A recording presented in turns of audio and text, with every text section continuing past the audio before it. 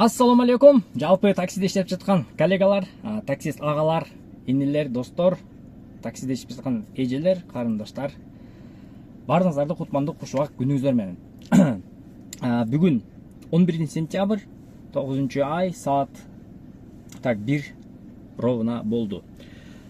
Бул видеодо башында клиенттерге обращение кылып кетмекмин. Урматтуу пассажирлер, наличие оплата болгондо, эгерде крупный суммаңар болгон болсо, поездкаңар 270 сом, 250 сом болгон болсо, сдача барбы, сдача болобу деп башында эле суруп алсаңар.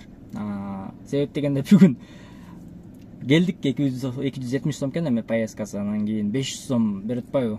500 сом берип, давайте я переведу эмеге, М-банкка десем, менде жок дейт. Мындай кемпир экен. Анан остановка келген, аэропорт жака кете турган жагы Фучикадагы остановка бар го. Жанында магазин жок, эчтеке жок. Биякта квас саткан жагы, шорот саткандар бар экен. Ладно да туруп барып, болбосо өзүм сууларым бар, чайларым бар, сууларым бар, биякта иче турган эме жок. Барып эме кылып бергилечи десем, типа майдалап бергилечи деп айткан жокмун. Айтымына келген жок, эми алар деле жаман көрөт да. Ошондон кийин ладно, давайте я хотя бы квас возьму деп туруп квас алдым. Муздак квасты ичип алдым. Атак ич суу эме болчу, нормально болчу да. Келип анын сдачасын алып келип туруп колуна берейин атсам, менде бар экен эле дейт. Жок жерден, короче, 0,5 квасты ичип алып туруп, жаман кыйналып калдым да. Же аны жаман айта албайсың, же жаман көрө албайсың, же жаман сүйлөй албайсың. Ошого мындай эме кылгачы. Либо заранее кыла, либо эме кылга. Ладно, суть не в этом. Бүгүнкү чыгарылышта выкуп аренда электрогаз жөнүндө бир аз маалымат берип кетейин чечтим. Маалыматты чогулттум, маалыматты ойдо келди, силерге айта турган жерим жок. Ал жак бул жактан чогултуп, информацияны тактап, анан кийин ушул видеону тартканга туура көрдүм. Биринчиден, выкуп жөнүндө айтып кетейин. Өткөндө выкуптарды алдангандар барбы десем, мага жазышты. 3 адам, 4 адам жазышты. Жазып туруп, ушундай деп эме жөнөтүп туруп WhatsApp'танчы голосовой. Мен башында дейт, эме бергенмин дейт. Первоначалка берип туруп, 60 000 берип туруп, анан кийин айына 60 000ден эме кылып, айына төлөй турган кылып, первоначалка канча деди? 80 000 бергенмин дейт. Анан кийин айына ушинтип төлөп жүрүп, кийин кышка келгенде, короче, жумуш анча болбой калып, бир аз кыйналып калдым платежкадан деп калды. Анан барып машинаны алып коюшту, төлөй албаган үчүн. Эми ал по факту тура эле, конечно, договор деген нерсе бар да. Мындай проблеманы көп кездешкен өз негизичи. Просто мен ал себепти айтканым, Москвада анча-мынча адамдар выкуптары жакшы эле төлөп аткан кездерде эле бир кандайдыр бир косяктарын таап туруп, эмесин алып коюп болчу да машинасынчы. Ал эми чисто бизнес, алар ошентип иштешет экен, көрсө.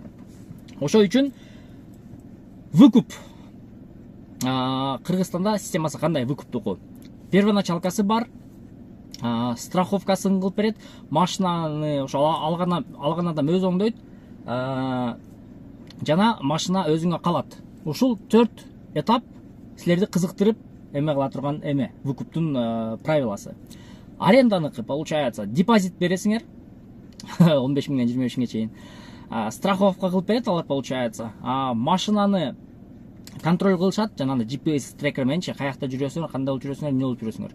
И ремонтту анча-мынча парктар өздөрү кылып беришет, анча-мынчалары 50-50 кылышат. Бул эки основной категориялары, аренда менен выкуптуку. Эми лично менин жеке оюм, силер деле эгерде кошулган болсоңор жазып кеткен оюңарды, ооба кошулагыбыз туура же туура эмес, же башты оорутпа, же көп сүйлөбө. Барды ошентип жазып койгой. Выкупка мен лично оюм, жеке оюм. Кыргызстанда выкупка 20 000ге чейин первоначальный взнос тапшырып, бул деген нерсе, чтобы алган адам өзүнө бир аз болсо да жоопкер болсун да. Выкупка алган адамчы. Страховойлор кылып берсин. Каска ОСАГО выкупка берген адам. Техобслуживание ремонт өзүнөн да, бирок ошол ремонтту кыла турган жери болсун. Эмеденчи, выкуптан чыкканга чейин выкупка берген адамдын өзүнүн жери болуш керек. Ошол жака барып, ошол жерде техобслуживание кыласың, өтөсүң депчи. Потому что выкуп болгондон ал машина анын атында да пока что. Пускай, значит, бүт баарын карап берсин, акчасын, естественно, бул жака өзү төлөйт, алган адамчы, оңдо бузулуп калган болсо. Графикти 6-1 кылып бериш керек и отпускной. Ар 6 ай сайын 2 жумадан бериш керек. То есть 5 ай 3 жума. выкуп төлөш керек, 2 жума отпускной болуш керек. Себеп дегенде выкупта төлөгөн адам ал 3 жыл бою төлөйтпү, 2 жыл бою төлөйтпү, неважно. Эмеси, эс алыш керек да, по-любому. Ошондой отпускнойлор менен болсо, ичине жанагындай условиялардан выгодныраак болот да, эки жак тарап кетейинчи. Аренда боюнча арендага депозит 3000ден ашпаш керек. Мен жеке оюм. Страховка каскасага кылып бериш керек, аренда берген адам. Аренда берген адам арендага алган адамдан ар жума сайын фотоконтроль сураш керек. Машинаны сүрөткө тартып жөнөтүп тур. Кандай ГБТси, пробектери кандай болот, эмне болот. Бул деген нерсе ошол арендага айдап жүргөн адам тоже жоопкерчилик сезип туруп, отчет тапшырып туруш керек. Ремонт компаниядан болуш керек. Кандайдыр бир поломкалар болсо же ходовой эме ошолорду полный караш керек, жакшы айдаш керек арендага алган адам, конечно же. Ошол үчүн арендага алган адамга накопительный 100 сом, 150 сом төлөп туруш керек. Ал деген штрафка, ал деген анча-мынча мелкий ремонтторго ошол накопительныйдан алынат. Плюс башында берген депозиты бар да. Депозит плюс накопительный. И аренда 1200ден ашпаш керек. Комфортко. График 6.1D. Ошондо получается 1200 болсо, 100 сом же 150 сом накопительный платеж болсо, ошол эмеден алып турат да. Жана ремонтко, штрафка и плюс айдаган адам дагы өзү кой, мен накопительный төлөп атам, ар жума сайын фотоконтролым бар деп чынында ой менен жакшы өз машинасын айдагандай айдайт да. Ойду келип эле бияка буруп, мен билем, түшүнтам ошондой эмелердичи, айткан адамдарды деле. Потому что байкайсың, көрөсүң, бирөөнүкү жалко эмес деген понятиясы барлардан көп, аябай көп. Бирок ошол нерсени качыш үчүн ушундай правилалар киргизсе, ар адам өзүнүн мойнуна ответственность алат дагы кичине более-менее как-то жакшы айдап калат. Эми электро менен газдын айырмалары айтып кетейин. Электро.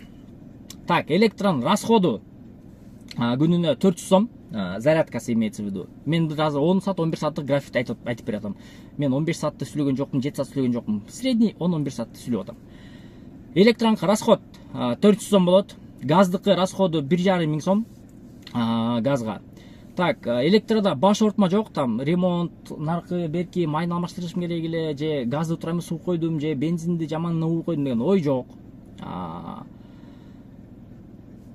Эмеде газда газ ал жака барсам газ түгөнүп калсачы, бул жака барсам газ жокчу деген неме проблема. Ал деле проблема келип атат. Өзүңүздөр байкапсаңар болот. Так, ремонт жагынан май мындай, бияк мындай деп ойлонбойсуңар. Эмени электронкычы. Адан проблема жок. Дальний заказ электрога проблема. Себеп дегенде сен зарядкаң там, грубо говоря, бир 62% болуп калса, сага дальний заказ чыгып калды деп коелу, там Кара Балта же болбосо Токмок же там еще куда-то.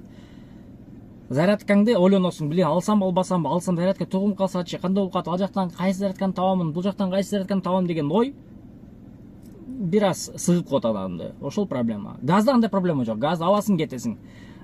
Жолдо по-любому чыгат. Газ толтуруп коесуң.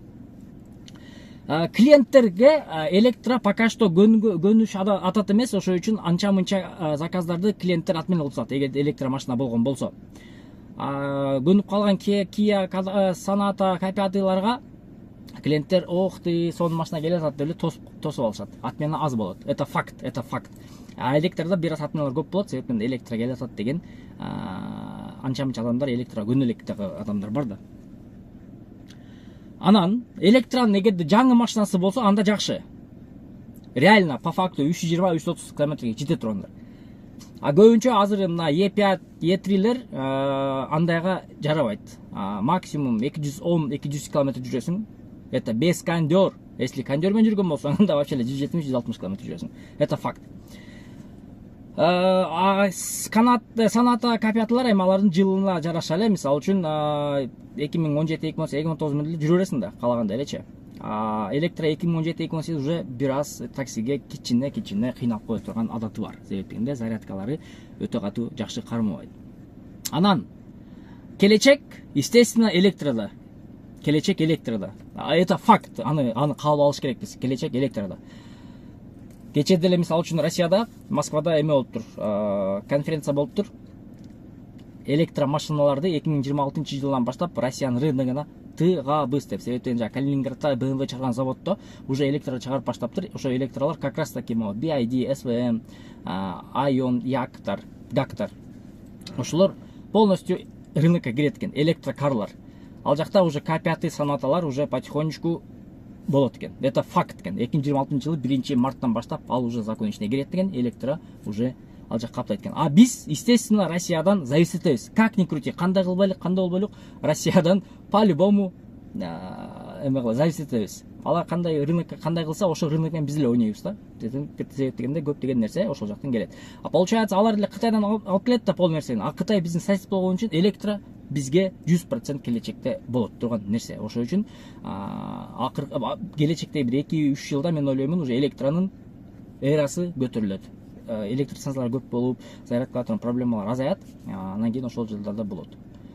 Ошого туугандар, кимде ким ушул мен оюма кошулуп, кошулбай, оюн жазгысы келсе, жазып кетиңиздер, оюңуздарды коштоп колдоп коелук, бири-бирибизди угуп коелук, анан кийин убакыт болгондо жазып жооп берип коелук дегендей. Мен деле бул информацияны мындай ойдо келип чогулткан жокмун. Ар жерден фактыларды карап, чогултуп, кимде кандай сөздөр болуп атат, кимде эмне болуп атат, кайсы компания эмне деп атат, кайсы жерде кандай сөз болуп атат деген информацияны чогултуп туруп, аны силерге жазып атамын. Ошого кимде ким таксиге чыгып иштейин деген болсо, ушундай эмелерди, разницаларды байкаштырып, көрүштүрүп, анан кийин чыгыңыздар. Анан кийин таксиге чыгандыкында по-любому силерге парк керек болот туугандар. Ошол паркты издеп жаткан болсоңор, мен сиздерге миллион паркын сунуштайм туугандар. Кимде ким миллион паркка кошулуп иштеген болсо, 2% комиссия гана төлөйт жана салымдык четинде 200 сом алат, плюс 300 заказ кылгандан кийин балансыңарга 800 сом салып берет. Общий ошондо бонус 1000 сомдук болот. Кимде ким кошулам деген болсо, мынакей туугандар, сиздерге миллион паркын сунуштайм. 0702 60 55 60 номерине кайрылып, WhatsAppка техпаспортты, СТСКны жана праваңарга жөнөтүп койсоңуздар, сиздерге паркка кошулуп туруп, балансыңарга 200 сом салып берет. Миллионго кошулуп, чогуу миллион сом иштейли туугандар. Барыңыздарга ийгилик.